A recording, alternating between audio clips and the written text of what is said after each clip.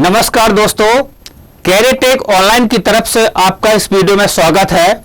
दोस्तों, इस वीडियो में आज हम लोग देखेंगे कि जो हमने एमसीक्यू के 100 नंबर का एक पैकेज देने की बात कही थी, तो उसमें जो आपका तीसरा स्लॉट है वो आज हम लोग इस वीडियो में देखेंगे। इसके पहले हमने 2 स्लॉट आपको बता दिए हैं, बहुत सारे इंपॉर्टेंट क्वेश्चन हमने डिस्कस कर लिए हैं, वो जरूर परीक्षा में आएंगे। तो अब जो है इस वीडियो में आपको 100 एमसीक्यू का जो तीसरा स्लॉट है उसके बारे में यहाँ पे डिटेल में चर्चा करेंगे दोस्तों। तो आइए हम लोग जो है एक एक क्वेश्चन के बारे में देखते हैं और उसमें चर्चा करते हैं कि कौन सा क्वेश्चन किस प्रकार से हल होगा और उसका आपके ओ लेवल के एग्जाम में क्या उसका इंपॉर्टेंस है दोस्तों। सबसे पहले देखिए पहला क्वेश्चन।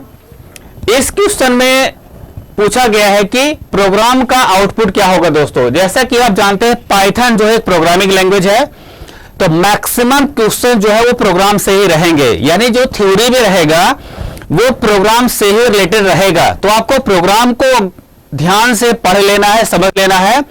अगर आपने प्रोग्राम पर अच्छी पकड़ बना ली तो सारे थ्योरेटिकल क्वेश्चन अपने आप ही सॉल्व हो जाते हैं। ठीक है, तो चलिए हम लोग देखते हैं इधर। तो पहला क्वेश्चन ये है कि दिए गए प्रोग्राम का जो है आउटपुट क्या होगा। तो दोस्तों यहां पे देखिए, कल हम लोगों ने लगभग कल के जो स्लॉट में हम लोगों ने व्हाइल लूप के बारे में चर्चा की थी। आज थोड़ा सा फॉर लूप से कुछ एग्जांपल्स आपको यहां पे मिलेंगे, क्योंकि फॉर लूप के एग्जांपल्स आपको परीक्षा में जरूर आएंगे। ठीक है, तो इस प्रोग्राम में हम आपको बताते हैं कि इसका आउटपुट क्या होगा। देखिए दोस्तों, ये फॉर लूप है। ठीक है, फॉर लूप में आई वेरिएबल जो है, यहां पे आई वेरिएबल लगा हुआ है। ठीक है, तो आई वेरिएबल जो होता है वो फॉर लूप को चलाने वाला ड्राइवर होता है, यानी आई वेरिएबल से ही फॉर लूप आगे बढ़ता है और खुद बढ़ जाए। जैसे व्हाइल लूप में आपने देखा कि जब हम आई वेरिएबल लेते हैं एलिमेंट को एक्सेस करने के लिए तो नीचे आई को प्लस प्लस करते हैं, लेकिन इसमें सबसे बड़ी बात यह है कि इसमें आई जो है अपने आप बढ़ जाता है, अर्थात पहले एलिमेंट से दूसरे एलिमेंट पे अपने आप चला जाता है। ये जो लूप है ये पाइथन में पहली बार इंट्रोड्यूस हुआ है। सी प्लस जावा वगैरह में किसी में ऐसा लूप जो है आपको पढ़ने को नहीं मिलेगा। तो ये आई स्टार्ट जो है 1 से करेगा दोस्तों, आई यहां से उठेगा 1 से करेगा और नीचे आएगा। तो यहां पे आई को प्रिंट किया गया है। जब आई को प्रिंट किया गया है तो ये प्रिंट कर देगा। एंड फंक्शन लगा हुआ है, ये क्या काम करेगा, लाइन को चेंज होने से रोकेगा और सबसे पहले आई की वैल्यू 1 जो है ऐसे ही प्रिंट हो जाएगी, फिर आई अपने आप बढ़ेगा और दूसरे एलिमेंट पे जाएगा दोस्तों।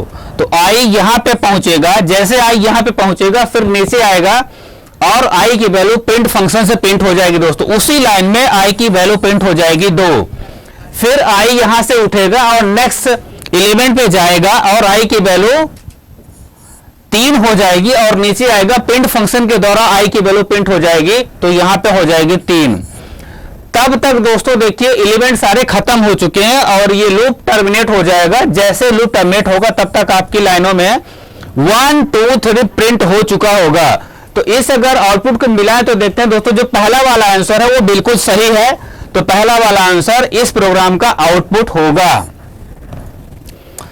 चलिए नेक्स्ट क्वेश्चन की ओर बढ़ते हैं दोस्तों। नेक्स्ट क्वेश्चन भी बहुत अच्छी बात है कि प्रोग्रामिंग का एक क्वेश्चन मिला हुआ है। तो अब यहां पे रेंज फंक्शन दोस्तों, यहां पे रेंज फंक्शन का यूज हुआ है। रेंज फंक्शन से संबंधित प्रोग्राम आपको पाइथन से रिलेटेड जो लेवल का एग्जाम हो रहा है उसमें जरूर आएंगे। तो रेंज फंक्शन क्या काम करता है, नंबर को प्रोड्यूस करता है दोस्तों। ठीक है, तो रेंज फंक्शन में बेसिक रूप से 3 आर्गुमेंट होते हैं। मैं थोड़ा सा आपको यहां पे डिटेल में बताना चाहूंगा।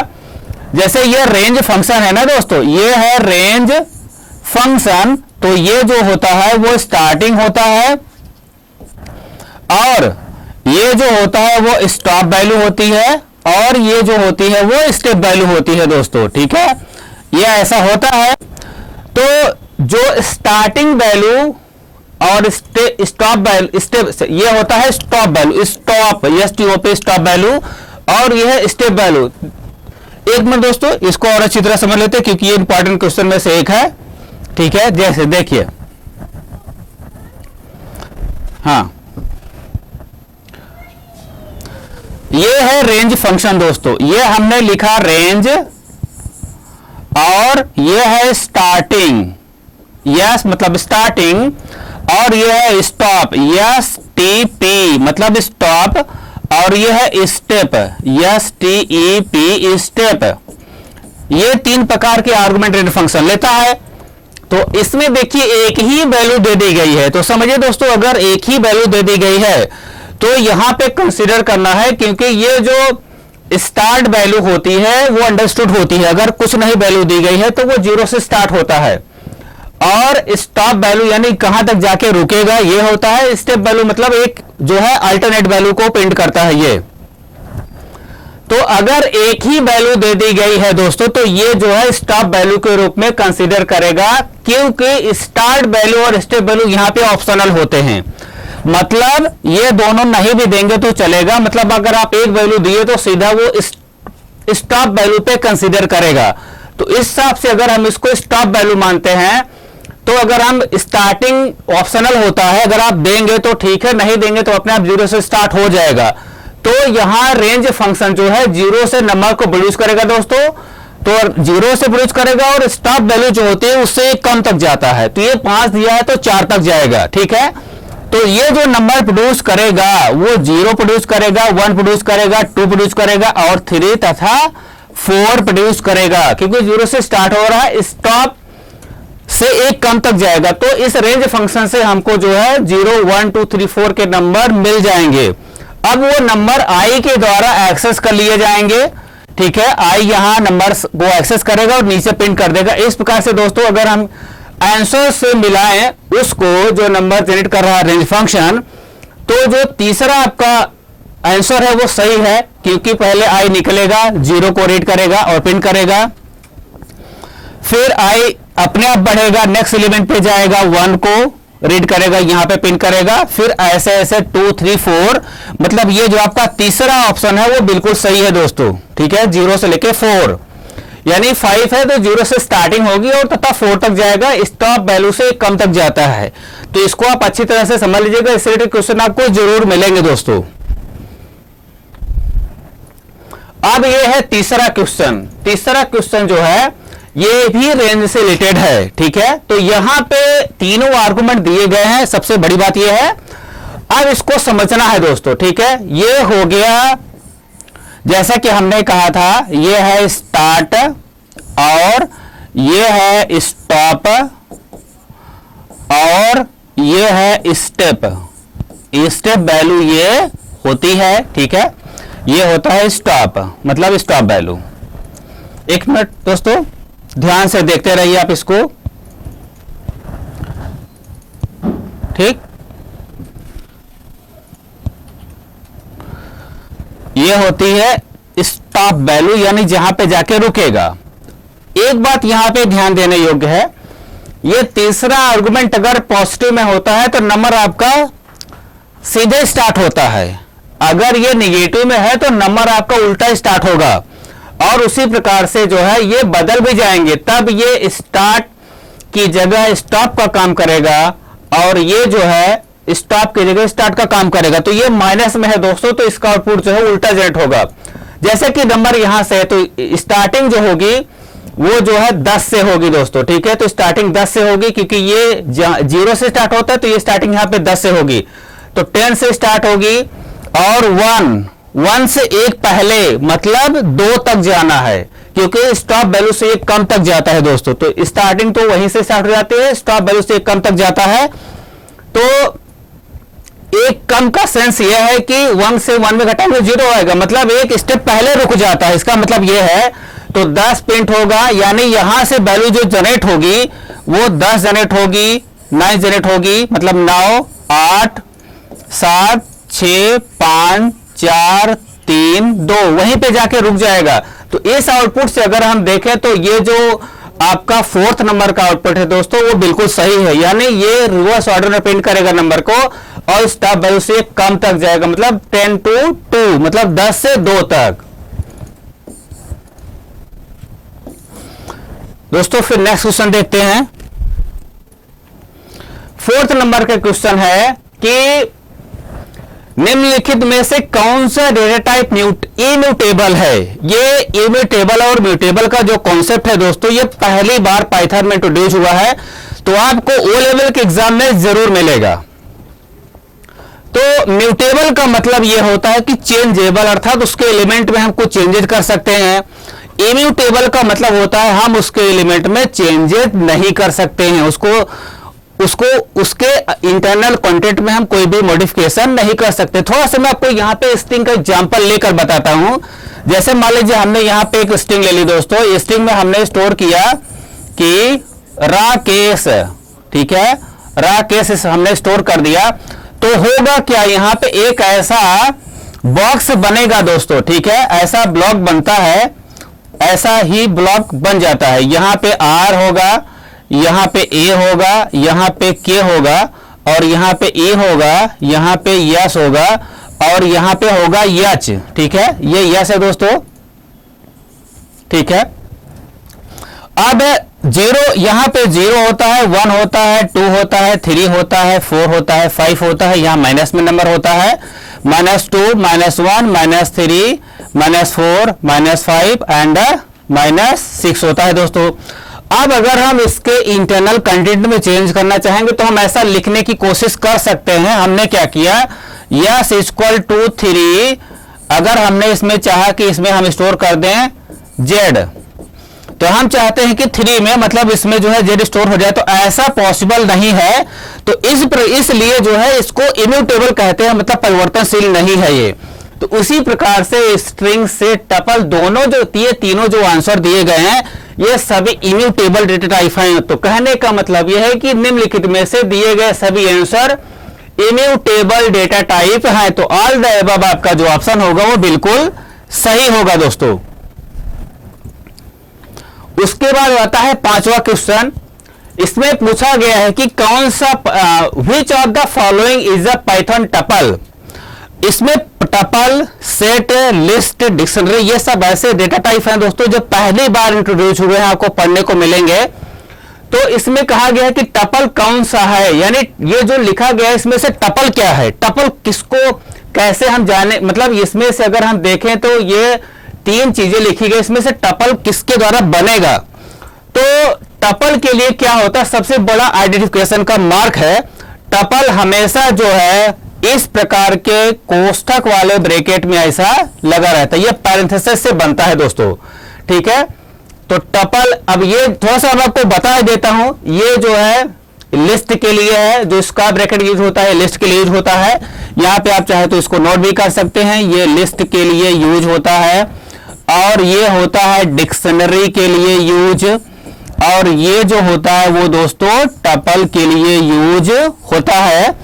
तो जो आपका तीसरा ऑप्शन है ये टपल के लिए है, मतलब ये जो लाइनें हैं ये टपल हैं दोस्तों।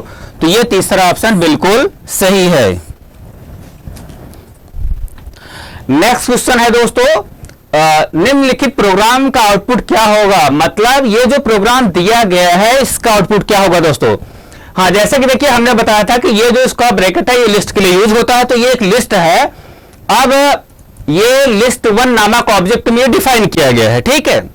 अब देखिए सम फंक्शन के अंदर उसको रखा गया, तो सम फंक्शन करता क्या है, सारे एलिमेंट को जोड़ करके आपको बता देता है कि टोटल कितने एलिमेंट हुए, सब एलिमेंट पे एडिशन परफॉर्म करता है दोस्तों, सीधी सी बात है। तो इसको जोड़ करके ये बताएगा।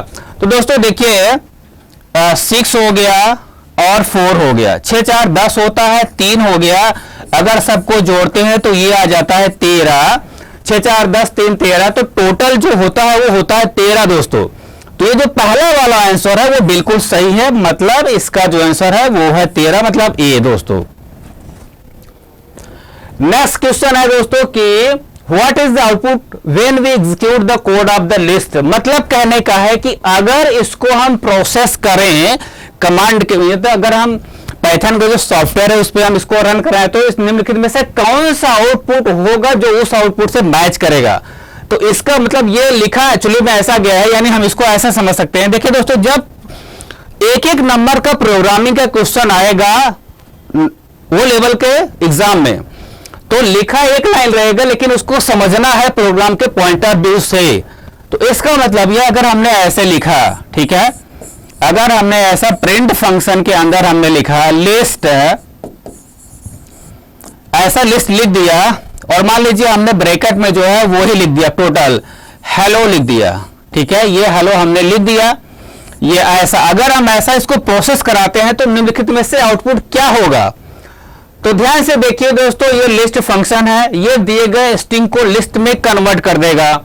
अब लिस्ट के लिए हालांकि तीनों ही ब्रेसेज वैसे लगे हैं, सभी लिस्ट के लिए है, तो इसमें क्या करेगा, ये हर एक कैरेक्टर को सेपरेट कर देगा, अलग अलग करके आउटपुट इस प्रकार से वो डिस्प्ले कर देगा। तो ये जो तीसरा ऑप्शन है दोस्तों वो बिल्कुल सही है, ये इस आउटपुट से मैच करेगा जब ये प्रोग्राम रन होगा दोस्तों, ठीक है। तो तीसरा ऑप्शन बिल्कुल सही है। अब आते हैं नेक्स्ट क्वेश्चन की ओर। इसमें लिखा है कि इस दिए गए पाइथन कोड का आउटपुट क्या होगा। अब देखिए दोस्तों, ये भी लिस्ट का ही क्वेश्चन है, क्योंकि ये जो इसका ब्रैकेट है ये लिस्ट में ही लगता है। तो ये लिस्ट बनाई गई है, लिस्ट बनाने के बाद ये अपेंड फंक्शन लगाया गया है। यहां पर हम आपको बता दें दोस्तों कि जब अपेंड फंक्शन के द्वारा हम किसी भी एलिमेंट को लिस्ट में डालते हैं, स्टोर करते हैं, तो ये अपेंड फंक्शन के अंदर लिखा हुआ एलिमेंट उस पुराने यानी जिसमें हम डाल रहे हैं लिस्ट को, ये अपेंड वाले एलिमेंट को, उसके लास्ट में पहली बात तो ऐड होगा। और सबसे जो इंपॉर्टेंट बात है वो ये है दोस्तों कि ये अपेंड फंक्शन जो है इनर लिस्ट बना देता है। इनर मतलब होता है उसके अंदर ये जाके डिफाइन कर देता है। इसको थोड़ा सा डायग्रामेटिकली हम आपको दिखा रहे हैं, समझ में आपको पक्का आएगा। जैसे मान लीजिए ये लिस्ट बनी, ठीक, ये लिस्ट मान लीजिए यहां पे बनी, ऐसा ही ऐसा, ये देखिए दोस्तों ऐसा बना, मान लीजिए ये लिस्ट यहां पे बना, ठीक है, इसको ऐसा मान देखते हैं, ठीक, ये बना हुआ है। इसको थोड़ा सा और अच्छी तरह से देखते हैं क्योंकि ये इंपॉर्टेंट है। इस प्रकार के क्वेश्चन आपको जरूर मिलेंगे दोस्तों, ठीक है। तो ये है ऐसा लिस्ट, ये बना हुआ है लिस्ट, ठीक, ऐसा। अब इसके जो एलिमेंट है हम इसमें डाल देते हैं। ये है 13, ये है 56 मतलब 56, ये है 17, ठीक, ये एलिमेंट है। अब अगर इसके इंडेक्सिंग हम बात करें दोस्तों तो ये 0 पे होगा, ये 1 पे होगा और ये 2 पे होगा। नेक्स्ट जो अपेंड फंक्शन लगा है ये क्या काम करेगा, इसके अंदर ये 3, नेक्स्ट एलिमेंट दोस्तों 3 होगा, ठीक है, 3 होगा। और ये जो 87 है ये इसके अंदर स्टोर होगा, लेकिन इसका अपना भी इंडेक्स नंबर होगा, ठीक, सॉरी यहां पे देखिए ये इसका अपना इंडेक्स नंबर होगा यानी 0, ठीक, ये इसमें ऐसा रहेगा, इतना बनेगा। देखिए इसके 3 का 0 मतलब ये इनर लिस्ट हो गया, ये 2 डायमेंशनल एरे की तरह काम करेगा। ये 0 1 2 3 और 3 का 0 करेंगे तो 87 निकलेगा, मतलब ये इनर लिस्ट है।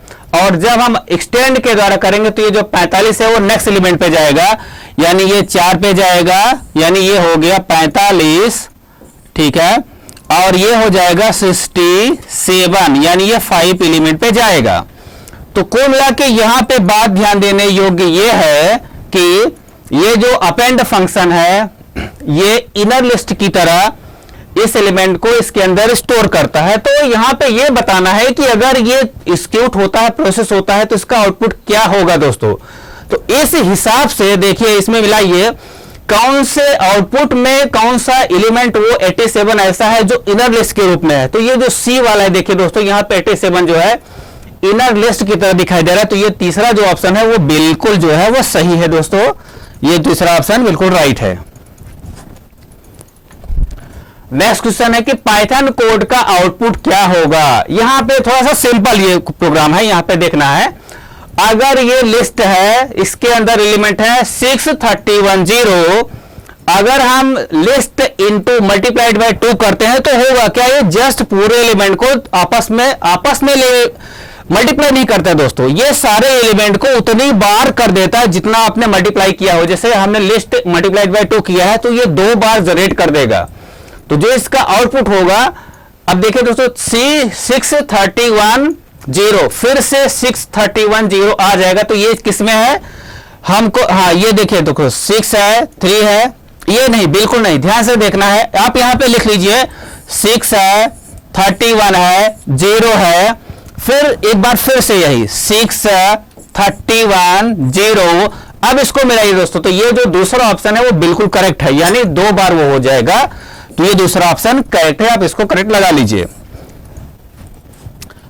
नेक्स्ट क्वेश्चन देखिए दोस्तों, ये 10 नंबर का क्वेश्चन है, what type of the data is. हाँ, ये थोड़ा सा अच्छा क्वेश्चन है, जब पेपर आपको थोड़ा टफ बनेगा ना तो ऐसा क्वेश्चन सामने आएगा। ये देखा है कि इसको हम क्या बोलेंगे, यानी ऐसा लिखा गया है। अब देखिए यहां पे ध्यान से देखना है दोस्तों, ये जो साइन है ये किस चीज का साइन है, ये है टपल का साइन, ठीक है। तो ये टपल बनाया गया है, ठीक है, ये है टपल। एक मिनट दोस्तों, यहां पे ध्यान से देखना है इसको, ये टपल है, यहां पे हमने टपल डिफाइन किया गया है पहले से, ठीक। तो ये हो गया टपल। अब ये जो स्क्वायर ब्रैकेट है ये है लिस्ट, हमने बताया था ये है लिस्ट, ठीक। तो लिस्ट के अंदर टपल है, तो इसमें देखिए एरे ऑफ टपल ये हो नहीं सकता है, एरे है नहीं इसमें। दूसरा लिस्ट ऑफ टपल, यानी टपल का लिस्ट, मतलब जो लिस्ट बनी है वो टपल की है। तो वास्तव में दोस्तों ये जो लिस्ट बनी है ना वो टपल की है। तीसरा लीजिए टपल ऑफ लिस्ट, ऐसा नहीं होगा। तो ये जो दूसरा ऑप्शन है, मतलब जो लिस्ट बनी है ना वो टपल की लिस्ट बनी है, तो क्योंकि उस लिस्ट के अंदर टपल है तो दूसरा ऑप्शन बिल्कुल सही होगा। इस प्रकार से दोस्तों ये जो सेकंड ऑप्शन है बी वाला वो बिल्कुल करेक्ट है। अब नेक्स्ट क्वेश्चन की ओर आते हैं। यहां पे लिखा गया है कि निम्नलिखित में से कौन शब्दकोश की घोषणा नहीं करता है। हाँ दोस्तों, ये जो डिक्शनरी है ना, पाइथन में डिक्शनरी जो है पहली बार आपको पढ़ने को मिलेगा, जो कि C++ जावा वगैरह में नहीं था। तो यहां पे ये बताया गया है कि विच of the following is not a declaration of the dictionary, मतलब लिखे गए स्टेटमेंट में कौन सा ऐसा स्टेटमेंट है जो डिक्शनरी को डिक्लेयर नहीं करता, अर्थात डिफाइन नहीं करता, बनाता नहीं है। तो एक एक करके हम लोग चेक करते हैं। तो पहला जो ऑप्शन है दोस्तों ये बिल्कुल सही है, क्योंकि पहले हम की लिखते हैं, कोलन के बाद फिर वैल्यू लिखते हैं, फिर की लिखते हैं, फिर कोलन के बाद वैल्यू लिखते हैं। तो पहला ऑप्शन बिल्कुल सही है, मतलब पहला जो ऑप्शन है वो डिक्शनरी को बना रहा है, ठीक है। दूसरे पे आते हैं। जो दूसरा ऑप्शन है दोस्तों, ये डिक्शनरी को बनाने का सही तरीका है या नहीं है, इसको आप ऐसा अंदाजा लगा सकते हैं कि देखिए दोस्तों, पहला की है, की के बाद हम कोलन का साइन देते हैं, लेकिन यहां पे कॉमा लगा हुआ है, तो आप इसको अभी कंसीडर नहीं कर सकते हैं। तीसरे पे आइए, ये डिक्ट एक फंक्शन है जिससे डिक्शनरी बनी जाती है दोस्तों। तो ये जो आपका तीसरा ऑप्शन है ये अभी डिक्शनरी को डिफाइन कर ही रहा है। अब से लास्ट क्वेश्चन पे आते हैं दोस्तों, ये आपका डिक्शनरी जो है कर्ली ब्रैकेट से बनता है, तो सीधा सीधा कर्ली ब्रैकेट रख दिया गया है, लेकिन ये खाली डिक्शनरी बन गया है दोस्तों, इसमें एलिमेंट नहीं है लेकिन खाली डिक्शनरी है। एक बात और है दोस्तों कि इन तीनों चारों ऑप्शन में से सिर्फ दूसरा ऑप्शन ऐसा है जो डिक्शनरी को डिफाइन नहीं कर रहा है। तो कुल मिला के अगर हम बात करें तो इससे भी डिक्शनरी बन रही है, इससे भी बन रही है, इससे भी नहीं है कि दूसरे ऑप्शन से डिक्शनरी नहीं बन रही है, वो डिक्शनरी को नहीं क्रिएट कर सकती। तो दूसरा ऑप्शन आपका बिल्कुल सही होगा, मतलब ये डिक्शनरी को डिफाइन नहीं कर रहा है दोस्तों, ठीक है। ये नेक्स्ट क्वेश्चन है कि विच of the following commands will create a list, कौन सा ऐसा दिया गया स्टेटमेंट है जिससे लिस्ट बनती है। तो दोस्तों एक एक करके हम लोग यहां पे देखते हैं। ये लिस्ट एक मेथड है, एक फंक्शन है जो लिस्ट को बनाता है, तो ये बिल्कुल सही, इससे लिस्ट बन जाएगी। जैसा कि हमने बताया भी था कि लिस्ट के लिए हम इसको ब्रैकेट का यूज करते हैं, ये भी एक खाली लिस्ट बन जाएगी। तो कहने का मतलब ये है कि जो तीसरा ऑप्शन है both A and B both, तो ये वाला बिल्कुल सही है, मतलब हम ऊपर ए और बी दोनों से लिस्ट को बना रहे हैं। नेक्स्ट क्वेश्चन है दोस्तों, निम्नलिखित यानी दिए गए प्रोग्राम का आउटपुट क्या होगा। सबसे अच्छा टॉपिक अभी स्टार्ट हुआ है दोस्तों, यह है स्लाइसिंग का टॉपिक। और स्लाइसिंग ऐसा एप्लीकेशन है, ऐसा टॉपिक है जो पहली बार पाइथन में पढ़ने को मिलेगा और इससे आपको क्वेश्चन जरूर मिलेंगे। हो सकता है ये 5 नंबर में भी आपको जरूर मिले। तो स्लाइसिंग का ये क्वेश्चन है, इसमें एक स्टेटमेंट लिखा गया है। तो सबसे पहले आपको थोड़ा सा हम यहां पे आपको बता देते हैं कि जो पूरा स्लाइसिंग का सिंटेक्स होता है ये होता ऐसे है। देखिए यहां पे जो स्लाइसिंग का सिंटेक्स होता है वो होता है ए स्ट्रिंग, ऐसा स्ट्रिंग लगाते हैं, ये इसका ब्रैकेट लगाते हैं और यहां पे स्टार्ट होता है, फिर कोलन का साइन होता है, फिर होता है स्टॉप और फिर कोलन का साइन होता है, फिर होता है स्टेप। ये सिंटेक्स होता है, लेकिन जरूरी नहीं कि आप तीनों आर्गुमेंट दीजिए, किसी एक, किसी दो या तीनों को भी ना दे करके या दे करके आप इसको एग्जीक्यूट करा सकते हैं। तो देखिए दोस्तों, पहला स्टार्ट अगर आपने कुछ नहीं दिया है तो ये स्टार्टिंग शुरू से ही कर देता है। अगर आपने 2 दिया है तो 2 से स्टार्ट करेगा। अब यहां पे एक बात और ध्यान से देखने वाली है कि स्टार्टिंग का मतलब क्या होता है। जैसे यहां पे जो एलिमेंट है A V E N G E R S E, तो सब एलिमेंट के को आइडेंटिफाई करने के लिए यहां पे इंडेक्स नंबर यूज हुआ है दोस्तों। तो ये 0 है, ये 1 है, ये 2 है, ये 3 है, ये है 4, ये है 5, ये है 6, 7 और 8 है। अगर हम ऊपर से बात करें तो यहां पे माइनस में भी इंडेक्स रहता है, -1, -2, -3, -4, -5, -6, -7, -8, -9 होता है। ठीक है, ये इंडेक्स नंबर है आपके सामने। अब यहां पे एक बात देखने योग्य है दोस्तों कि ये हो गया आपका इंडेक्स नंबर। ठीक है, ये हो गया आपका इंडेक्स नंबर जो कि स्ट्रिंग में आइडेंटिफाई करने के लिए एलिमेंट को यूज होता है। ये हर एक एलिमेंट है आपका। ठीक, हम इसको थोड़ा सेपरेट कर दे रहे हैं समझने के लिए। इससे रिलेटेड क्वेश्चन आपको आगे भी मिलेंगे जरूर। ठीक है, ये हो गया। अब जो है, अब अगर हम यहां से बात करें तो यहां पे देखिए पहले आर्गुमेंट में कुछ नहीं दिया गया खाली, तो स्टार्टिंग आपके शुरू से हो जाएगी। तो यानी हम कहने का मतलब है कि स्टार्टिंग ए से शुरू हो जाएगी। ठीक है, अब दूसरा आर्गुमेंट भी कुछ नहीं दिया गया है, मतलब स्टॉप में कुछ नहीं दिया गया है। ठीक है, तो जब स्टॉप में कुछ नहीं दिया जाता है यानी लास्ट आर्गुमेंट यानी स्टॉप पे कुछ नहीं दिया जाता है तो बाय डिफॉल्ट वो लास्ट एलिमेंट तक हो जाता है, इन लास्ट एलिमेंट तक वो प्रिंट कर देता है। तो यानी स्टार्टिंग में कुछ नहीं देंगे तो शुरू से प्रिंट होगा और लास्ट में अगर आप कुछ नहीं देते हैं तो लास्ट तक प्रिंट हो जाएगा। तो इसके हिसाब से आपका जो आउटपुट हुआ वो पूरा का पूरा वर्ड ही प्रिंट हो जाएगा, यानी अवेंजर्स। मतलब ये तीसरा जो ऑप्शन है वो बिल्कुल सही दिया गया है दोस्तों, ये ठीक। तो ये तीसरा ऑप्शन बिल्कुल सही, यानी टोटल का टोटल पूरा आउटपुट के रूप में आ जाएगा। ये हमने इसलिए बताया है आपको इंडेक्सिंग कि इसी से जो है हमारा आउटपुट निकल जाता है। अब दोस्तों नेक्स्ट एग्जांपल भी इसी से हमने लिया है। अब यहां पे देखिए हमने क्या किया है, यहां पे ये जो क्वेश्चन है ये सेम क्वेश्चन है लेकिन ये बता रहा है कि इसका आउटपुट क्या होगा। अब यहां पे क्या है कि स्ट्रिंग नहीं है, यहां पे क्या है, यहां पे है टपल, लेकिन टपल में भी स्लाइसिंग होती है तो इसलिए ये एग्जांपल बदला है, लेकिन लगभग इसका जो मैकेनिज्म है वो बिल्कुल सेम है। तो ये टपल है, टपल डिफाइन किया गया है और इसमें भी स्लाइसिंग की गई। देखिए दोस्तों, ये हमने बताया था कि ये होता है आपका स्टार्टिंग और ये होता है स्टॉप और ये होता है आपका स्टेप, ये होता है स्टेप। तो वैसे केस में अगर हम शुरुआत में कुछ नहीं देंगे तो स्टार्टिंग से लेगा, यानी स्टार्टिंग आपकी 12 से होगी, शुरुआत के एलिमेंट से होगी। अगर स्टार्ट में हम कुछ नहीं देते हैं तो लास्ट एलिमेंट तक वो लेता है, तो लास्ट एलिमेंट तक अगर हमने लिया तो प्रिंटिंग 7 तक होगी।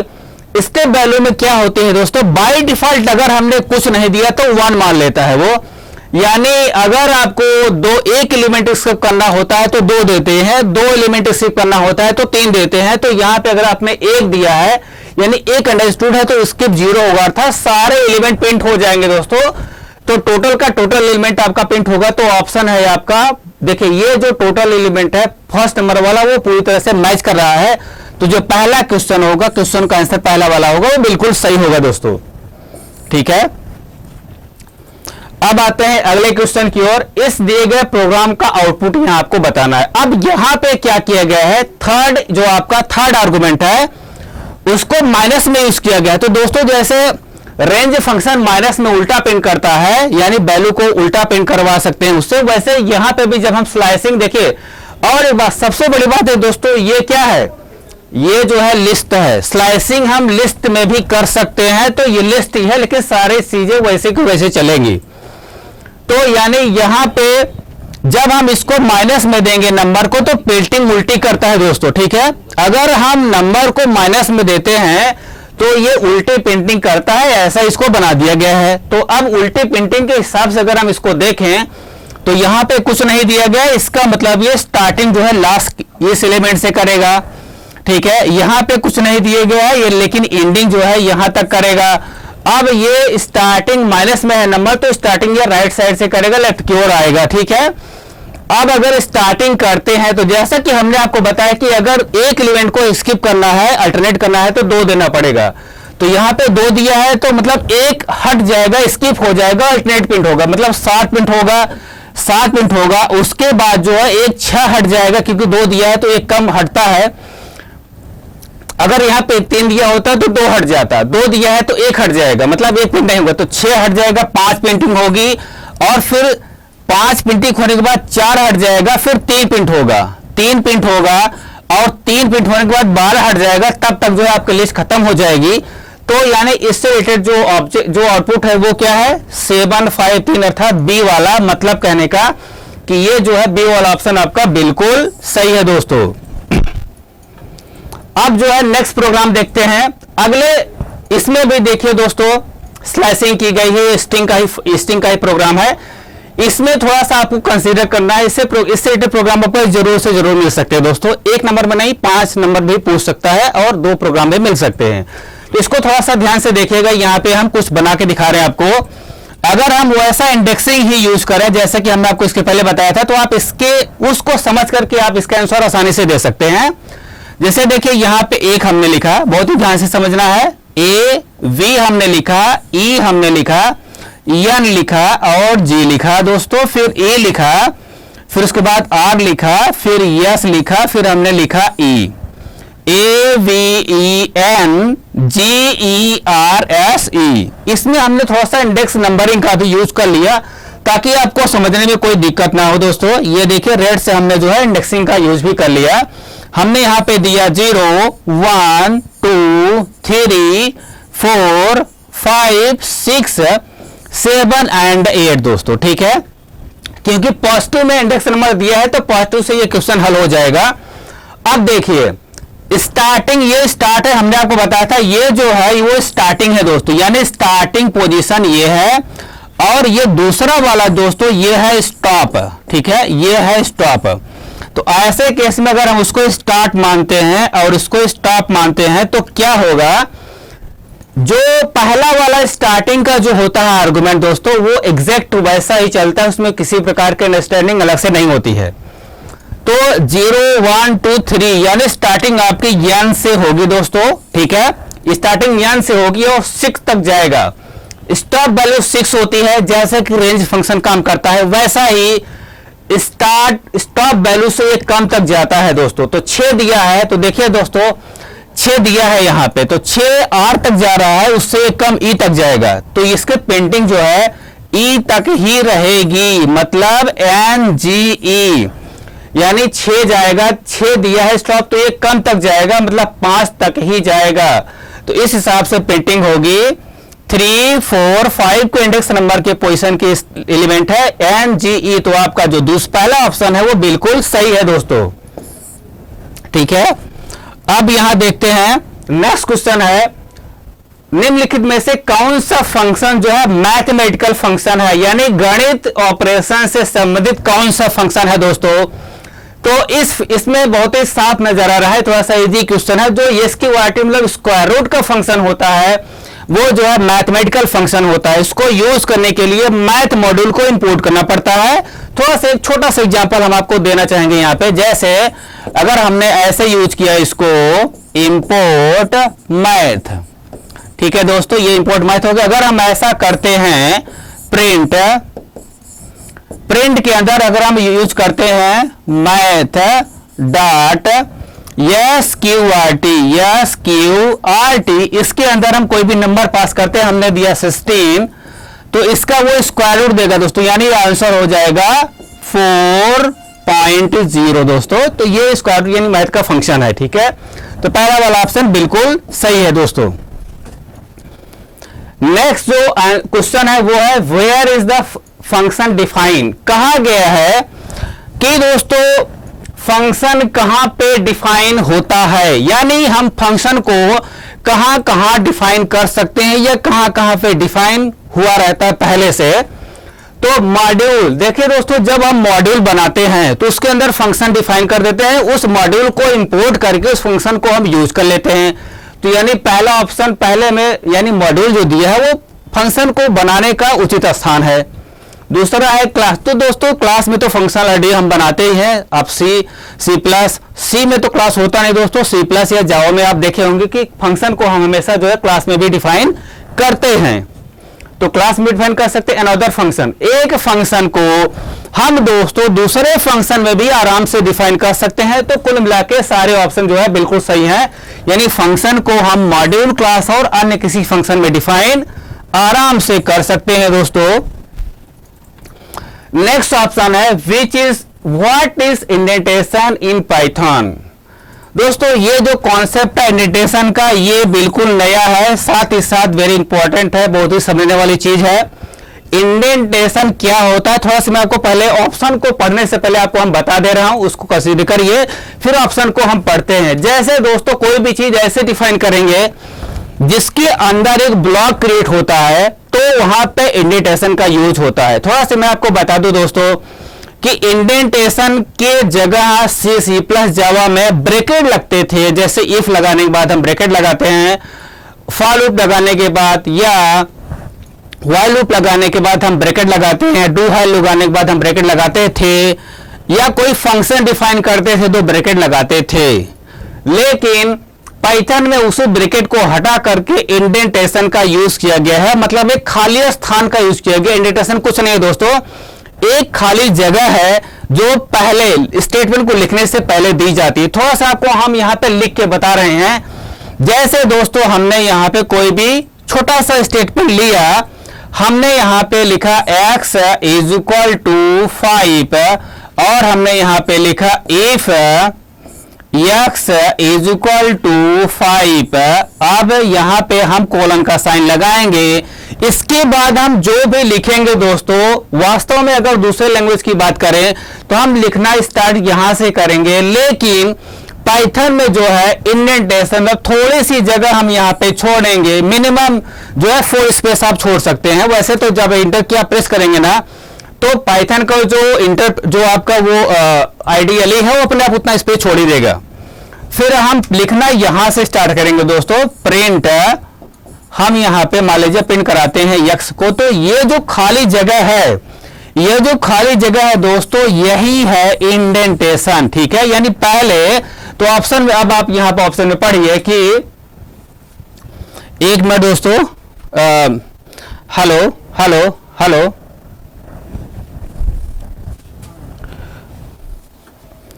हेलो, हाँ दोस्तों ठीक है। राइट क्लिक करिए, Ctrl+Z मारिए। हाँ ठीक है, ठीक दोस्तों, सॉरी कुछ ऐसी आंतरिक बाधाएं आ गई थी फिलहाल। ठीक है, आपका 1 मिनट का समय जाया गया। ठीक है, सॉरी इसके लिए। फिलहाल हम लोग आगे चलते हैं। अब हाँ, ये जो खाली जगह है ये इंडेंटेशन। तो अगर हम यहां पे बात करें, ठीक है, अगर हम देखते हैं कि ये ऑप्शन क्या है, अगर हम ऑप्शन की बात करें, चर्चा करें, तो पहला ऑप्शन ये है कि यह ब्लॉक स्टेटमेंट के बॉडी के स्टेटमेंट से पहले की जगह है। मतलब सीधी सी बात है दोस्तों, ये जो है ये ऐसे ब्लॉक के स्टेटमेंट की पहली जगह है जिसका अपना ब्लॉक होता है। जैसे इफ हो गया, व्हाइल हो गया, फॉर हो गया, फंक्शन हो गया। ठीक है, तो ये पहला वाला ऑप्शन है वो बिल्कुल सही है। कहने का मतलब ये है कि ये जो है ऐसे ब्लॉक के स्टेटमेंट के पहले की जगह होती है जिसका अपना एक ब्लॉक होता है, जिसके अंदर कुछ स्टेटमेंट लिखे होते हैं। तो ये पहला ऑप्शन आपका बिल्कुल यहां पे राइट है दोस्तों। ठीक है, ठीक, 1 मिनट। ठीक, हाँ, तो ये which are the following refer to the matrix. अच्छा, ये आगे आगे आगे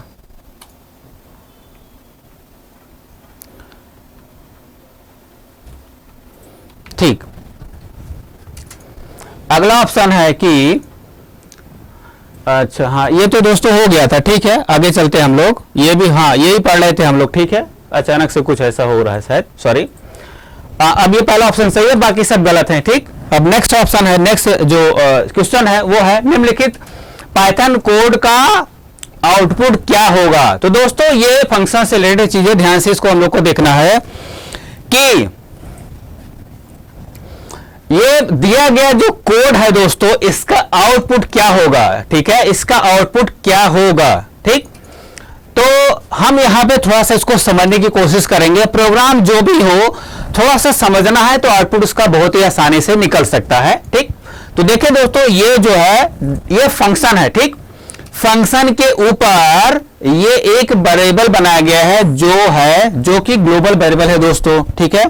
फंक्शन के ऊपर जो वेरिएबल दिया गया है वो है ग्लोबल वेरिएबल, ठीक। एक मिनट दोस्तों यहां पे देखिए कुछ है, ठीक ये है, ठीक हाँ थोड़ा सा हम पेन ले रहे थे, ठीक। अब यहां पे देखिए ये जो है ये है ग्लोबल वेरिएबल दोस्तों, ठीक ये है ग्लोबल वेरिएबल, ठीक। अब ग्लोबल वेरिएबल हमेशा फंक्शन के ऊपर डिफाइन होता है, ठीक। अब ये ग्लोबल वेरिएबल डिफाइन कर दिया गया है, उसके नीचे फंक्शन बनाया गया है, फंक्शन के अंदर x की वैल्यू को 2 रखा गया है। अब यहां पे ये है लोकल वेरिएबल, ठीक ये है लोकल वेरिएबल, और उसके बाद फंक्शन को यहां पे कॉल किया गया है, नीचे जो है x की वैल्यू को प्रिंट किया गया है। तो अगर हम यहां पे अगर हम x देते हैं दोस्तों, ठीक है x को दे करके हम जो है फंक्शन को कॉल करते हैं, ठीक। जब हम x को दे करके मान लीजिए x में कोई वैल्यू है, x को दे करके फंक्शन को कॉल करते हैं तो ये जो है ऐसे कॉल होगा, ठीक। तो जब ऐसे कॉल होगा तो ये वैल्यू इसमें चली जाएगी, जब ये वैल्यू इसमें चली जाएगी तो x के अंदर 2 स्टोर हो जाएगा ना, इस x की वैल्यू को यूज किया नहीं गया है, इस x में 2 स्टोर कर दिया गया है। तो अगर हम यहां पर x को प्रिंट करते हैं तो x की वैल्यू क्या होगी। तो अगर हम देखें ये दोस्तों क्या होता है, x ऊपर ग्लोबल वेरिएबल है और x नीचे लोकल वेरिएबल है, दोनों का नाम सेम है, ग्लोबल और लोकल दोनों का नाम सेम है। तो जब कभी फंक्शन के अंदर हम उस वेरिएबल को कॉल करते हैं तो हमेशा फंक्शन के अंदर वाला ही वेरिएबल कॉल होगा। यानी अगर हम इसको इस फंक्शन के अंदर प्रिंट करें, अगर x को इस फंक्शन के अंदर अगर हम प्रिंट करते हैं, अगर यहां कहीं हम प्रिंट करते हैं x को तो प्रिंट होगा 2, लेकिन अगर आप फंक्शन के बाहर प्रिंट करते हैं दोस्तों तो लोकल वेरिएबल आपका एग्जिस्ट नहीं होगा, तो आपका ग्लोबल वेरिएबल की वैल्यू यहां पे आ जाएगी। तो इस x जो कि फंक्शन के बाहर प्रिंट किया गया है यहां पे आएगा दोस्तों 50। तो इस प्रकार से 50 वाला आउटपुट जो आपका तीसरा ऑप्शन है वो बिल्कुल सही है दोस्तों। तो यहां पे ये है 50, आपका तीसरा ऑप्शन बिल्कुल सही है। नेक्स्ट क्वेश्चन है which keyword is used for function. Function को डिफाइन करने का क्या कीवर्ड है दोस्तों, ये बहुत इंपॉर्टेंट है, बहुत ही सरल क्वेश्चन लेकिन है बहुत इंपॉर्टेंट। डेफ जो वर्ड होता है डेफ के द्वारा हम फंक्शन को डिफाइन करते हैं दोस्तों। तो तीसरा ऑप्शन बिल्कुल सही। थोड़ा सा आपको हम छोटा सा फंक्शन बना के दिखा देते हैं। हम ऐसा डेफ लगाते हैं दोस्तों, फंक्शन का नाम हम लिखते हैं ऐड, ऐसा ही लिखते हैं, यहां पे कॉलन लगाते हैं। अब यहां पे थोड़ा सा इंडेंटेशन हम छोड़ते हैं, जैसा कि हम आपको पहले क्वेश्चन बता रहे थे जहां पर थोड़ा सा प्रॉब्लम आई थी। तो इंडेंटेशन ये होता है इंडेंटेशन, इतनी जगह छोड़ करके हम यहां पे कुछ भी लिख सकते हैं तो ये फंक्शन बिल्कुल काम करेगा तब जब इसको कॉल करेंगे तब, ठीक है दोस्तों। तो यहां पे अगर हम ये लिखते हैं पाइथन तो प्रिंट करेगा पाइथन, ठीक है। तो ये आपका फंक्शन है। तो यहां पे डेफ कीवर्ड का यूज करके हम फंक्शन को डिफाइन करते हैं। साथ साथ आपको पता है दोस्तों ये जो इंडेंटेशन है ये यही जगह है, ठीक है। तो तीसरा ऑप्शन यहां पे बिल्कुल सही है। अब बढ़ते हैं नेक्स्ट क्वेश्चन की ओर। निम्नलिखित पाइथन कोड का आउटपुट क्या होगा। तो दिए गए ये जो फंक्शन है उसका आउटपुट दोस्तों क्या होगा। यहां पे देखिए फंक्शन डिफाइन भी किया गया है डेफ कीवर्ड से, ठीक है। अब यहाँ पे CUBE क्यूब नाम का फंक्शन बनाया गया है और वहां पे x की वैल्यू को पास किया गया है। यहाँ पे 5 को जब दोस्तों पास किया जाएगा तो ये 5 यहाँ पे आएगा, ठीक है। अब रिटर्न क्या कराया गया है, 5 यहां पे आएगा तो दोस्तों 5 multiplied by 5 multiplied by 5, 5 25, 25 5 125 return होगा। जब 125 रिटर्न होगा दोस्तों तो वो रिटर्न की गई वैल्यू x में आएगी, यानी x में आएगा 125 और जब हम x को पिन करेंगे दोस्तों तो होगा क्या, 125 आउटपुट आएगा आपका। तो पहला ऑप्शन जो है वो बिल्कुल करेक्ट है दोस्तों, ठीक है। तो पहला ऑप्शन आपका बिल्कुल सही है। नेक्स्ट क्वेश्चन की ओर आते हैं। लिखा गया है what is the variable defined outside a function refer to as. इसके पहले भी थोड़ा सा आपने देखा है, फिलहाल दोबारा से आपको बताते हैं कि अगर कोई वेरिएबल फंक्शन के बाहर डिफाइन किया गया है तो उसको किस रेफरेंस के नाम से हम यूज करते हैं।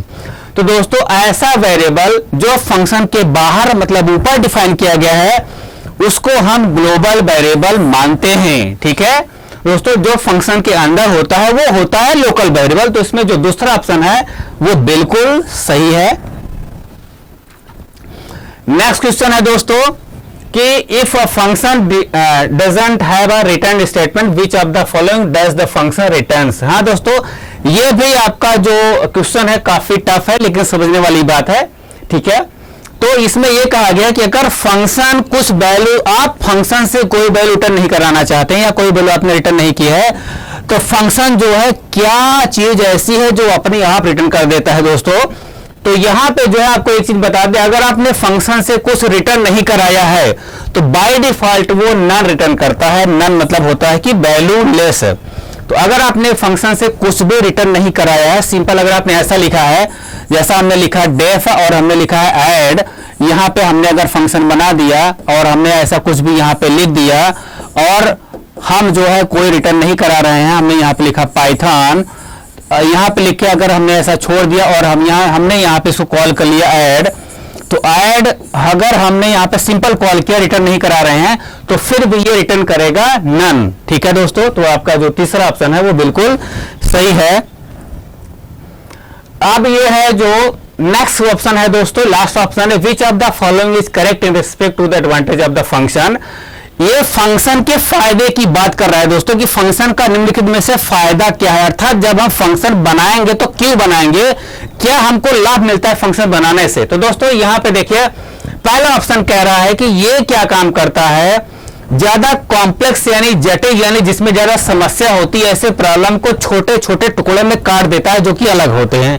ये दोस्तों बिल्कुल सही है। अगर आपका प्रोग्राम बहुत बड़ा है, क्योंकि जब सॉफ्टवेयर डिजाइन होता है तो हजार लाइन के प्रोग्राम्स बनते हैं, वहां पे छोटे छोटे फंक्शन डिफाइन कर दिए जाते हैं। तो आपका ये जो पहला कथन है दोस्तों बिल्कुल सही है फंक्शन के फायदे के रिस्पेक्ट में, ठीक है। दूसरा ऑप्शन कह रहा है कि duplication of the code, common सी बात है अगर हमको 2 नंबर को उसी प्रोग्राम में 4 बार ऐड करके दिखाना है तो अगर हम एक फंक्शन बना लें उसको 4 बार कॉल कर दें तो एक ही फंक्शन से हमारा काम हो जाएगा, लेकिन अगर हम उसी को 4 बार लिखेंगे तो डुप्लीकेसी कोड की होगी। तो कहने का मतलब ये है उस डुप्लीकेसी को ये रिड्यूस करता है, कम करता है। तो इसमें दोस्तों ये जो तीसरा ऑप्शन है ए एंड बी बोथ वाला, यानी पहला और दूसरा दोनों ही बिल्कुल फायदे की चीज, फायदे के बारे में बताएं तो दोनों ऑप्शन सही है। इस कुल मिला के आपका तीसरा ऑप्शन जो है वो बिल्कुल सही है दोस्तों, ठीक है। इस प्रकार से दोस्तों आपने अभी देखा कि 100 क्वेश्चन 100 MCQ का जो स्लॉट था वो तीसरा स्लॉट है। अभी हमने आपको इसके बारे में डिटेल से बताया। और दोस्तों एक बात जो आपसे बात करनी है वो ये है कि आप जो है इस चैनल को, जो आपका अपना चैनल है, इसको आप पहली बात तो सब्सक्राइब पहले कर दीजिए, क्योंकि हम आपको वीडियोज हमेशा देते रहेंगे और जो भी वीडियो आपको मिलेगा दोस्तों वो रिफाइंड वीडियो होगा, उसमें इंपॉर्टेंट क्वेश्चन होंगे जो आपको वो लेवल के एग्जाम में हमेशा मिलेंगे। और उसको आप सब्सक्राइब करने के बाद उसको आप बेल का आइकन भी प्रेस कर दीजिए ताकि आपको हमेशा से अपडेट चीजें मिलती रहें, क्योंकि इसी चैनल पर आपको जो है ओ लेवल से रिलेटेड काफी सारी चीजें अर्थात पूरी चीजें मिलेंगी, ठीक है। और इसको आप अपने मित्रों को शेयर भी कर सकते हैं, ठीक।